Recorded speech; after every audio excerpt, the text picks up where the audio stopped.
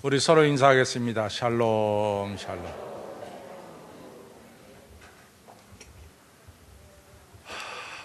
어떻게 폭염을 어떻게 지내시고 계신지요? 어떻게 밤에들 잘 주무세요? 이 나이가 조금 들면서 바꿔지는 것 중에 하나가 정말로 이 조금 젊었을 때는 에어컨 바람이 괜찮았는데 이게 나이가 좀 들면 에어컨 바람이 별로 건강에 안 좋더라고요. 그래서 이 밤에 에어컨을 저는 절대로 트는 법도 없고, 또 밤에 잘 때 나 선풍기 바람도 별로 안 좋아해서 그렇게 자다 보니까요, 이게 도중에 일어나는 거예요. 그래서 어제 새벽에 1시 40분에 일어나서 정말 덥긴 더운 것 같아요. 도중에 제가 일어난 법이 없는데 여기 일어나는 거 보면은 아주 덥긴 더운 것 같고, 그러다가 좀 헤매다가 또 다시 잠들고, 오늘 아침에 여러분들 뵙게 됐습니다. 여러분들 폭염에 잘 건강 지키시고 이기시길 바랍니다. 그래서 옆에 분들에게 폭염에 이깁시다 인사 좀 해보세요.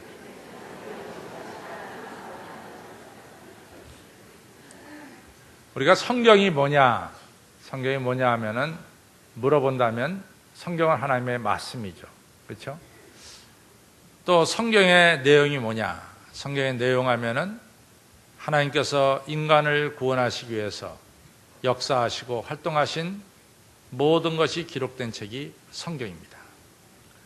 그래서 성경을 우리는 인간을 구원하시기 위해서 역사하신 내용이 기록됐기 때문에 학자들은 성경을 이제 이 구원사다, 구원의 역사다, 이렇게 얘기도 합니다. 인간을 구원하는 역사가 기록된 책이니까 성경은 구원사다, 이렇게도 얘기를 합니다.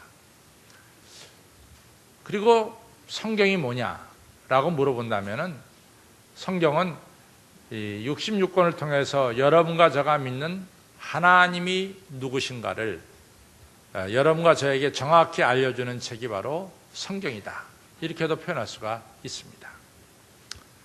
실제로 우리가 이 출애굽기가 40장인데 출애굽기의 내용은 두말할 것도 없이 뭡니까? 430년 동안 노예 생활하던 이스라엘 백성들을 하나님께서 성경책 그대로 출애굽시키고 저들을 구원하신 내용이 기록된 책이 바로 출애굽기입니다. 그래서 출애굽기 하면은 하나님이 이스라엘 백성들을 애굽에서 430년 노예 생활한 애굽에서 출애굽시켰다, 이것이 출애굽기다. 그래도 틀림이 없어요. 그러나 동시에 출애굽기를 보면은 이 출애굽기 5장 1절에 애굽 왕 바로 앞에 모세와 아론이 서게 되죠. 그때 모세와 아론이 무슨 이야기를 하냐면은 이스라엘 하나님이 이 이스라엘 백성으로 하여금 광야에 나가서 하나님께 예배 드리라고 했다, 이런 얘기를 하니까 애굽 왕 바로가 하는 말이 뭐냐면, 도대체 이스라엘 하나님이 누구냐? 나는 들어본 적도 없고 나는 알지 못한다. 이스라엘 하나님이 누구길래 나보러 감히 애굽 왕 바로에게 이래라 저래라 하느냐? 나는 그의 말을 듣지 않겠다. 근데 실제로 애굽 왕 바로가 이스라엘 하나님을 몰랐어요. 알고도 모른 척한 게 아니라 실제로 몰랐습니다. 그런데 이제 그러한 일이 있은 다음에 10가지 재앙이 일어나죠. 그렇죠? 그러나서 출애굽기 14장에서는 이스라엘 백성들이 홍해가 갈라져서 육지를 건너서 광야로 들어갑니다. 근데 이 일이 딱 일어나고 나서 출애굽기 14장 31절에 뭐라고 말씀하냐면, 모든 이스라엘 백성들과 모든 족속들이 하나님을 믿고 알았더라, 이렇게 얘기합니다. 그러니까 이제 그때 가서야 바로도 하나님이 온 천지 만물을 다스리시는 하나님이심을 알았고, 또 우리가 이스라엘 백성이라고 다 하나님을 잘 압니까? 아는 사람도 있지만 모르는 사람도 많았겠죠. 그러니까 이스라엘 사람도 그렇고 또 이스라엘 사람과 함께 따라 나온 이 중다한 잡족들도 그때 가서야 하나님이 살아계신 하나님, 역사를 주관하시는 하나님이심을 알았다. 이렇게 얘기하고 있습니다. 또 여러분들 우리가 출애굽기 18장에 가서 보면 뭐가 나오냐면은 이제 모세가 미디안 광야 가서 장가를 갑니다. 그렇죠? 그래서 이제 모세가 십보라라는 여자와 이제 결혼을 하게 되고 이 모세의 장인의 이름은 이드로가 되겠습니다. 미디안 족속의 제사장이죠. 그러니까 미디안 신을 섬기는 제사장입니다. 또 모세에게 아들이 둘 있었어요. 큰 아들의 이름은 게르솜이고 둘째 아들의 이름은 엘리에셀이 되겠습니다. 근데 이제 이 성경을 정확하게 보면은 모세가 애굽에 들어가서 활동하는 동안에 사실은 모세 아내와 두 아들은 모세와 함께 애굽에 결론적으로는 들어가지 않았다는 것을 알게 됩니다. 그래서 모세의 장인이 자기 딸과 그 외손주 둘을 데리고 있다가 모세가 시내 광야에 오니까 그때 데리고 왔어요. 그때 모세가 자기 장인 이드로에게 하나님께서 이스라엘 백성들을 출애굽시킨 일련의 과정을 쫙 설명해 줍니다. 그때 이 이드로가 자기 사위의 말을 듣고 나서 고백하기를 참 이스라엘 하나님이 참 하나님이구나. 성찬아지에 유일하신 하나님이구나. 이런 고백을 하게 됩니다. 그러니까 다시 말해서 이드로가 하나님을 몰랐다가 자기 사위 이 모세로부터 하나님의 역사하심을 듣고 그때 가서야 뭡니까? 하나님을 알게 되죠. 이것이 바로 출애굽기의 목적입니다. 여러분과 제가 성경을 통해서 하나님을 분명히 안다는 것이 성경의 목적이다라고 하는 사실입니다.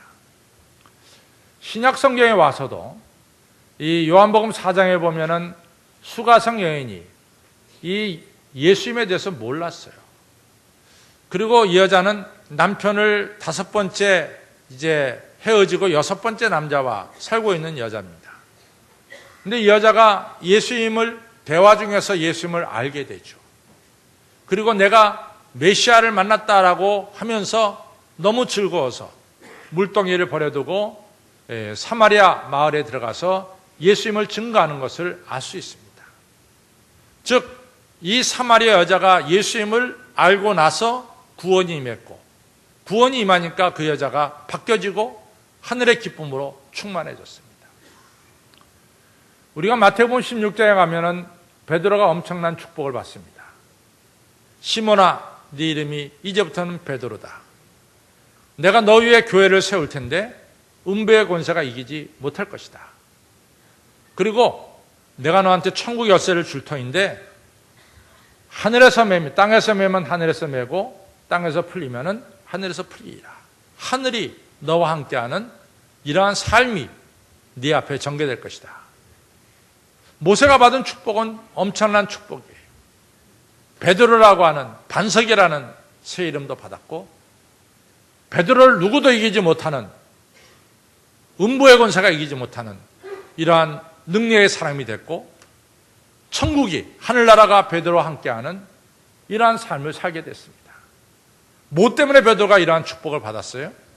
이유는 딱 하나예요. 예수님이 너희는 나를 누구라 아느냐? 라고 말했을 때 베드로가 정확하게 예수님에 대해서 대답했습니다. 주는 그리스도시요 살아계신 하나님의 아들입니다. 이 고백으로 말미암아 베드로가 축복을 받게 되었다 그 말입니다. 제가 이제 수요일에도 그 말씀을 잠깐 드렸는데 제가 이제 학교 다닐 때 70년대 초에 신학대학 다닐 때 이 하비 콕스라고 하는 이 하버드 대학 이 신학과 교수의 책, 이 바보들의 축제라고 하는 이 책이 아주 대단히 유명한 책이었어요. 그래서 그 당시 신학생들은 마치 교과서처럼 그 책을 다 한 권씩 가지고 있고 또 읽어봤습니다. 근데 이분이 1965년부터 이제 하버드 대학교는 하버드 대학교 안에 신학부가 있습니다. 이제 프린스턴 같은 데는 옛날에는 프린스턴이 신학대학과 같이 나가다가 어느 시점에서 대학과 신학부가 갈라져서 프린스턴 대학교, 프린스턴 신학원으로 갈라졌지만 하버드 대학은 끝까지 지금도 신학부가, 이 하버드 대학교 안에 신학부가 있습니다. 거기 1965년부터 2009년까지 이분이 교수로 계셨어요.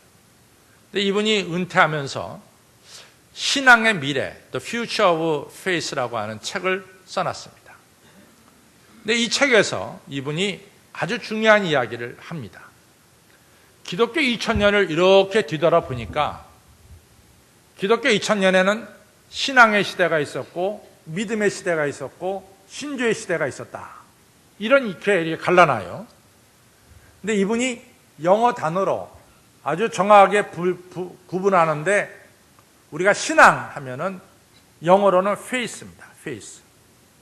근데 이 신앙은 우리가 예수님에 대해서 전적으로 나를 바치고 의지하는 것을 가리켜서 신앙이라고 부른다. 이렇게 얘기합니다.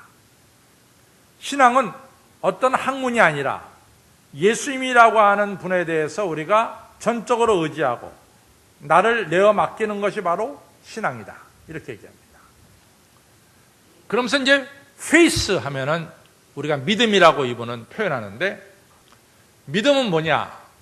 우리가 예수님이 삼위일체의 하나님이라는 것을 우리가 믿죠. 그렇죠? 이런 이 예수님에 대한 어떤 학설, 예수님에 대한 어떤 논리, 이걸 갖다가 우리가 믿는다. 그걸 갖다가 이분은 belief, 이 믿음은 belief, 내가 믿는다. belief로 이분은 표현하고 있어요. 그리고 이 belief라는 말이 그 끝에 belief, B-E-L-I-E-F, 그 다음에 S자를 붙이게 되면은 이것이 복수가 되죠. S자를 붙으면. beliefs가 되겠죠. 그걸 가르쳐서 이분은 신조라고 불러요. 그래서 우리가 조금 전에도 사도신경을 고백했어요. 우리가 사도신경을 믿습니다. 신조를 믿습니다. 그래서 이분은 말하기를 초창기 2000년 기독교의 초창기에는 신앙의 시대다. 예수님만을 의지하고 예수님만을 바라보고 예수님을 닮고자 하는 신앙의 시대가 역사가 흘러가면서 이 믿음의 시대로 예수님에 대한 학설을 믿는 믿음의 시대로 빌리프의 시대로 나가다가 이 믿음의 시대가 점점 더 커져서 신조의 시대로 나가다가 오늘 기독교가 여기까지 왔다. 그런데 이분이 이제 말씀하는 건 뭐냐? 이 신앙의 시대, 믿음의 시대, 신주의 시대를 거치면서 중요한 것은 뭐냐? 핵심인 예수 그리스도가 우리 가운데 빠져버렸다 그 얘기예요. 예수 그리스도가 우리 가운데 빠져버렸다 이런 얘기입니다. 그래서 기독교가 다시 이 생명을 살리는 이런 기독교가 되려고 하면 다시 빠져버린 예수님을 찾아야 된다. 신앙의 시대로 다시 가야 된다. 이렇게 말씀하고 있습니다. 저는 그 책을 보면서 아주 전적으로 동의하고 있어요. 전적으로. 사실은 우리가 기독교 모임을 가지고 있을 때 어쩌면 우리 모임 속에 예수님이 사라지는 때도 없잖아 있어요. 그렇죠? 형식은 있고 핵심인 예수님이 빠져버릴 때가 있습니다. 그래서 앞으로 몇 주간은 제가 우리의 가장 중심인 우리가 전적으로 바치고 의지해야 될 예수님에 대해서 몇 주간 좀 생각을 해보려고 마음으로 작정하고 있습니다. 그래서 오늘 그 첫 번째로 예수님이 누구시냐? 예수님은 바로 생명의 떡이다. 이 제목을 가지고 우리가 오늘 생각을 해보려고 합니다. 오늘 이제 본문의 배경은 뭐냐면요. 요한복음 6장을 딱 펼쳐보면 뭐가 나오냐면 예수님이 오병이어로 5,000명을 먹이신 사건이 나와요. 이 요한복음 1장 첫 번에 이렇게 6장 첫 번을 펴면 6장 첫 번째를 보면 근데 이제 예수님께서 이 하루 종일 굶고 있는 이스라엘 백성들을 보고 불쌍하단 말이죠. 그러니까 이 너희들 중에 이 먹을 것이 없냐? 너희들이 이 배고픈 백성들을 먹여라. 이래가지고 안드레가 오병이어를 가져오죠. 어린아이. 그걸 축사하셔가지고 이 5천 명도 넘는 사람들이 배부르게 먹습니다. 그런데 이 오병이어의 사건은 제가 누누이 말하지만 마태, 마가, 누가, 요한복음에 다 나온 유일한 사건인데, 특별히 요한복음에서는 오병이어로 예수님이 5천 명을 먹인 다음에 어떤 일이 벌어졌냐면은 이 오병이어로 먹은 사람들이 예수님을 어떻게 해서라도 억지로라도 예수님을 이스라엘 왕이라고 선포하기를 원했어요. 당신은 우리의 왕입니다라고 선포하고 왕으로 모시려고 하는 강력한 의지가 거기서 있었습니다. 그런데 실제로 예수님의 제자들도 예수님을 따르고 있지만 예수님이 이스라엘의 왕이 될 것을 기대하고 있었어요.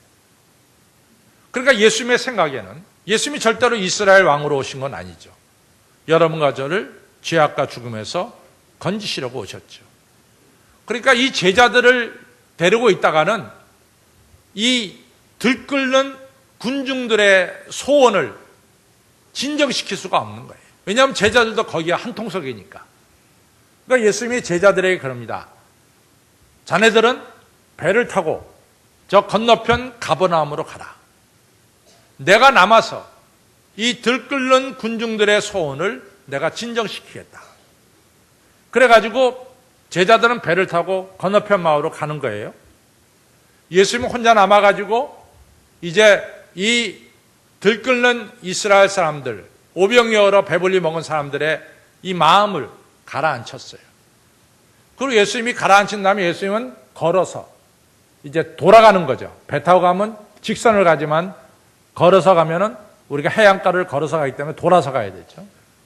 그래서 돌아서 가는 길에 산이 하나 있길래 예수님은 산에 올라가서 기도하고 있었습니다. 이처럼 이런 상황이에요. 근데 오늘 본문은 어떤 상황이냐면 이 배불리게 먹은 사람들이 이제 예수님에 의해서 진정이 됐지만 예수님 떠난 뒤에 보니까 그래도 예수님이 자기들에게는 왕이 돼야 될 것 같아요. 그러니까 이 사람들이 예수님을 찾으러 나선 거예요. 예수님을 찾으러 나서 예수님이 안 계세요. 그러니까 이 사람들이 다시 배를 타고 예수님이 계신 건너편에 와서 지금 다시금 예수님에게 이처럼 이 떡을 달라고 말하는 것이 오늘 본문의 내용입니다. 근데 우리가 성경을 보면은 예수님께서는 이같이 국률의 마음을 품었을 때마다 기적을 베풀었어요. 오병이어로 기적을 베풀 때도 이 백성들이 너무 배고파하는 것을 보고 불쌍히 여기시고 기적을 베풀었고, 또 이제 6장 요 다음에 보면은 예수님의 제자들이 제가 배 타고 갔다 그랬잖아요. 배 타고 가다가 밤중에 풍랑을 만납니다. 그래가지고 배가 뒤집힐 정도가 됐어요. 근데 예수님이 산에서 기도하다 보니까 제자들이 지금 위험에 처했거든요. 그러니까 불쌍히 여기시고 산에서 내려와서 바다 위를 걸어서 제자들이 타고 있는 배까지 와서 풍랑을 잔잔하게 만드시고 제자들을 데리고 이제 다시 목적지인 가버나움으로 가셨죠. 그리고 오늘 24시간 전에 배부르게 먹었는데 또다시 먹을 것을 찾아 나온 이 이스라엘 백성들을 보면서 예수님께서 이 불쌍히 여기시는 것을 보게 됩니다. 다시 말해서 이 만족함이 없는 거예요. 먹어도 배고픈 이 이스라엘 백성들을 보면서 예수님이 너무나 불쌍하고 국률의 마음을 품게 됩니다. 저는 오늘 이 성경을 이렇게 살펴보면서 무슨 생각이 떠올랐냐면요. 2002년도에 우리나라 월드컵이 있었잖아요. 그렇죠? 근데 우리나라에서 월드컵이 열릴 때 우리나라가 월드컵 역사상 처음으로 16강에 올라갔어요.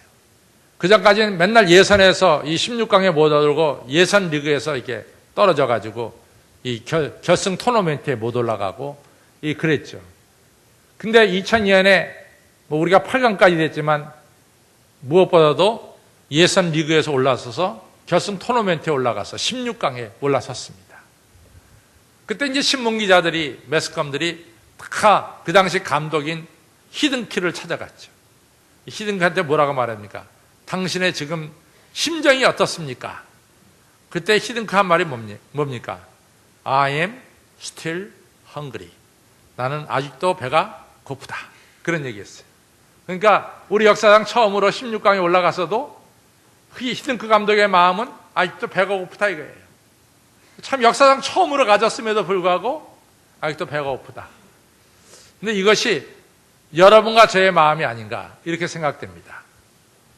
성경에 보면요, 삭개오가 엄청난 부자잖아요.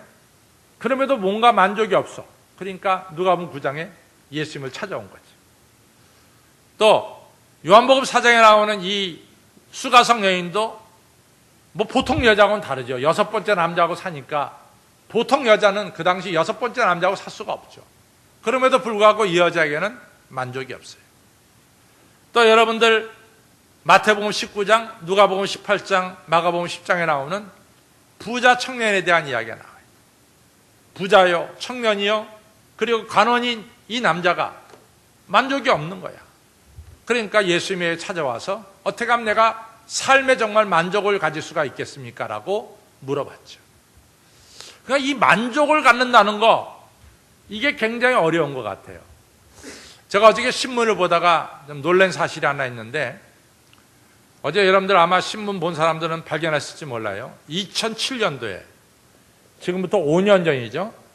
2007년도에 이 남자가 로또에 당첨이 됐어요. 22억짜리 로또에 당첨됐어요.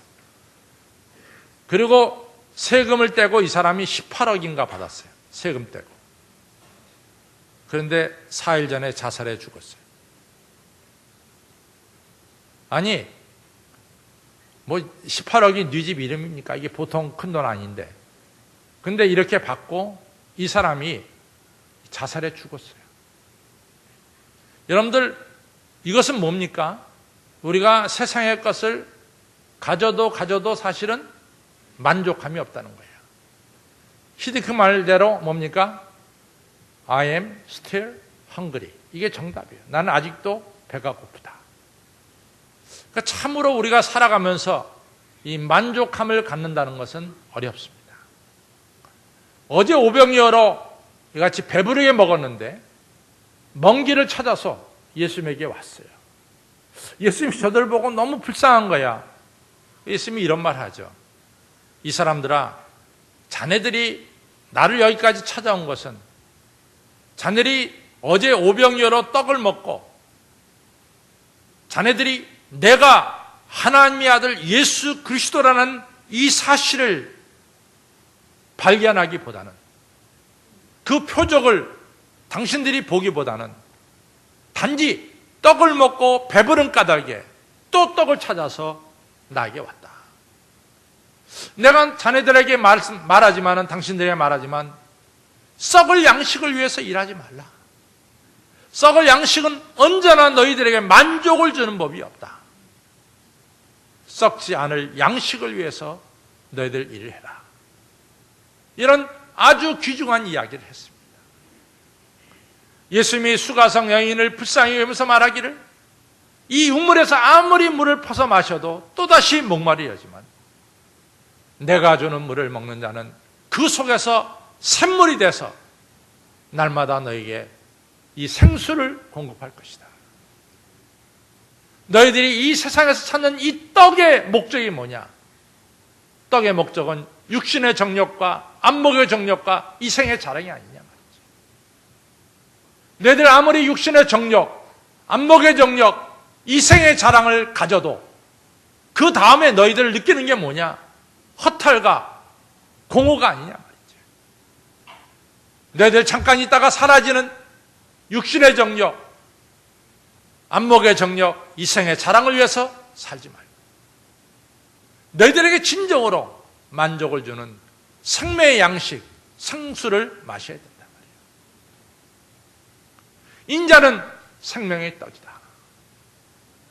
누구든지 내 살을 먹지 아니하고 내 피를 마시지 않으면 너희 속에 생명이 없다.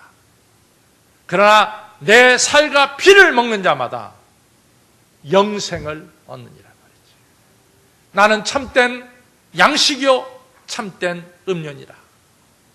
예수님께서 6장 53절, 54절, 55절에서 예수님 자신이 생명의 떡이고 예수님의 살과 피를 먹어야만이 너희들에게 이 끝없는 갈증을 해결하는 만족이 너희들 삶에 있게 될 것이라고 말씀하고 있습니다.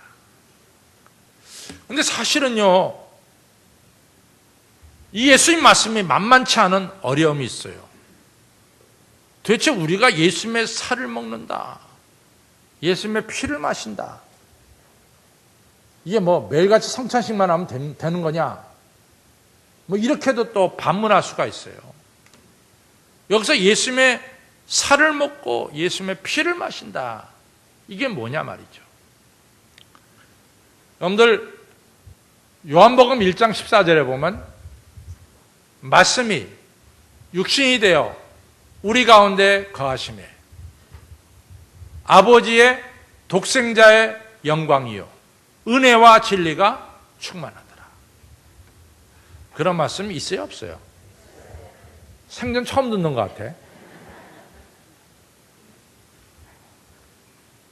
저 따라 말씀이 육신이 되어 우리 가운데 거하심에 아버지의 독생자의 영광이요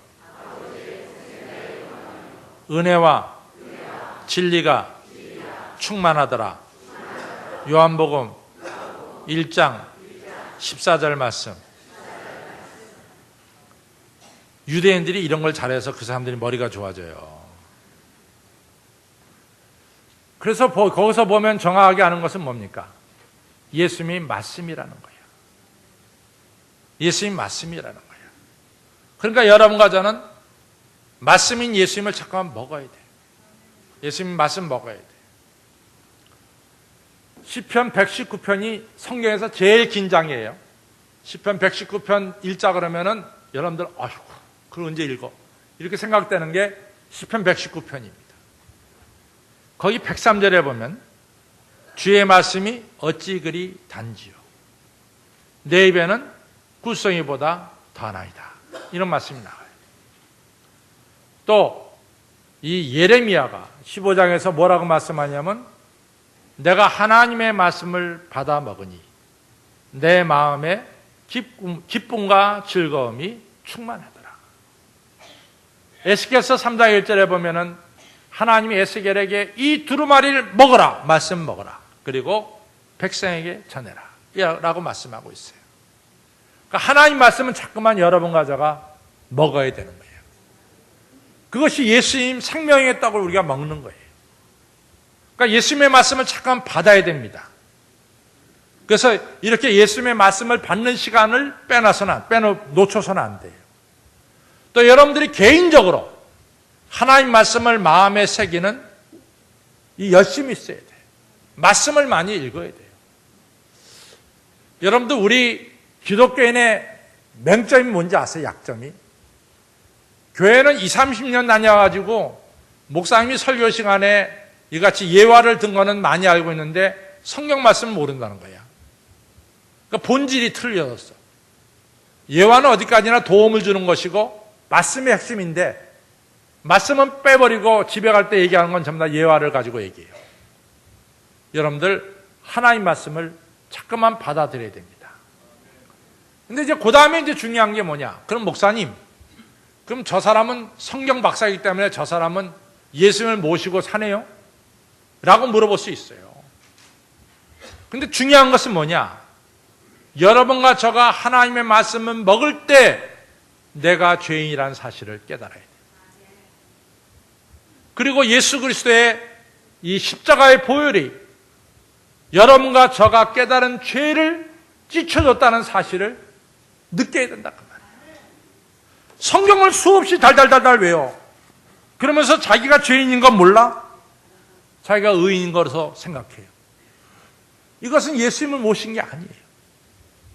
그러나 여러분과 제가 하나님 말씀을 받는 동안에 내가 죄인임을 깨닫고 예수님의 십자가의 은혜가 내 죄를 사했다는 것을 깨닫는 그 순간부터는 성령이 역사하게 돼. 성령이. 그 다음부터는 성령이 우리에게 역사합니다. 그러면서 성령이 우리 가운데서 말씀을 사모하고 말씀을 받아들이고 말씀을 믿게 하는 이런 성령의 역사가 우리 가운데 일어난다 그 말이에요. 그것이 바로 생명의 떡이신 예수님을 우리 안에 모신 역사입니다. 성도 여러분, 생명의 떡이신 살과 피이신 예수님을 우리 안에 모시는 그 길이 뭐냐? 말씀을 뭐요? 받아들여야 돼요. 말씀 속에서 내가 죄인임을 깨닫고 말씀 속에서 내 죄가 예수님의 십자가의 보혈로 씻어졌음을 깨달으시기를 바랍니다. 그 순간부터 성령께서 우리 가운데 역사하심을 믿으시기를 바랍니다. 성경을 보면 정확한 게 있어요. 뭐가 있냐? 예수님의 11제자도 사실은 실수가 있었어요. 그러나 분명한 것은 예수님의 11제자는 예수님을 마음속에 생명의 떡을 먹었습니다. 그래서 예수님이 승천한 뒤에라도 저들은 예수님이 그 안에 살았기 때문에 예수님처럼 저들은 복음을 전했고 예수님처럼 저들은 순교했고 예수님처럼 저들은 부활을 믿었습니다. 그러나 예수님을 똑같이 따른 가룟 유다는 예수님을 따른 것 같지만은 예수님을 안에 모시지 않았어요. 그래서 자기 뜻이 살아 있었기 때문에 가룟 유다는 예수님을 모시질 않았어요. 예수님의 말씀을 받았지만은 그 안에 예수님은 없었어요. 그렇습니다. 우리는 11제자처럼 예수님을 우리 안에 모실 수도 있지만은 가룟 유다처럼 예수님을 따르면서도 예수님을 거부할 수도 있어요. 오늘 이것이 우리의 결단입니다. 여러분과 저는 예수님을 모시겠습니까? 생명의 떡을 먹겠습니까? 예수님을 모셔서 내가 죄인임을 깨닫고 내 죄를 씻어주신 예수님의 은혜를 꼭 느끼시기를 바랍니다. 그때 예수님이 우리에게 생명을 주시고 즐거움을 주시고 만족을 주시는 거예요. 예수님은 정말로 나에게 생명의 떡으로 우리의 삶을 새롭게 만들어 주십니다. 기도하겠습니다. 아버지 하나님 감사합니다. 저희들이 오랫동안 교회를 다녔는데 핵심이요 알맹이인 예수님은 잊어버리고 아버지의 신조에 빠지거나 또한 다른 것에 빠져서 가장 중요한 예수님을 잃어버린 때가 한두 번이 아닙니다. 오늘 생명의 떡이신 예수님, 썩을 양식을 위하여 일하지 말고 썩지 않을 양식을 위하여 일하라고 하는 우리 예수님의 말씀을 듣고 생명의 떡이신 예수님의 말씀을 우리가 열린 마음으로 받아들일 수 있도록 믿음 허락하여 주옵소서. 예수님 말씀 그대로 내 살을 먹고 내 피를 마신 자는 그 속에 생명이 있느니라 라고 말씀한 것처럼 예수님의 살과 피를 우리 안에 받아들이는 귀한 믿음을 주시고 내가 죄인임을 깨닫고 내 죄가 예수님의 피로 씻음을 받았고 내 안에 예수님이 살아계심을 언제나 느껴서 예수님을 사모하는 마음으로 예수님 말씀을 믿는 마음으로 담대하게 살아가는 모든 성도들이 될 수 있도록 축복하여 주옵소서. 예수님 이름으로 감사하며 간절히 기도드렸사옵나이다. 아멘.